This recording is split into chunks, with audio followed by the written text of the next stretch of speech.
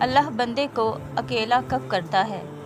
اللہ بندے کو اکیلا تب کرتا ہے جب وہ چاہتا ہے کہ پیچھے بس وہ اور اس کا بندہ رہ جائے، اور یہ میں سوچتی ہوں کہ یہ کیسا خوش نصیب بندہ ہے جسے اتنا بڑا رب بس اپنے لیے چاہتا ہے۔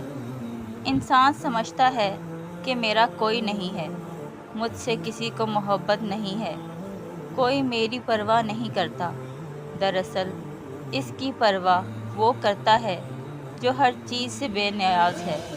کتنی خوبصورت تنہائی ہے جو ایک نافرمان انسان کو اتنے بڑے بادشاہ کے قرب کا موقع دیتی ہے، اور کیسا بد نصیب ہے وہ انسان جو پھر بھی انسانوں کی فکر کرتا ہے۔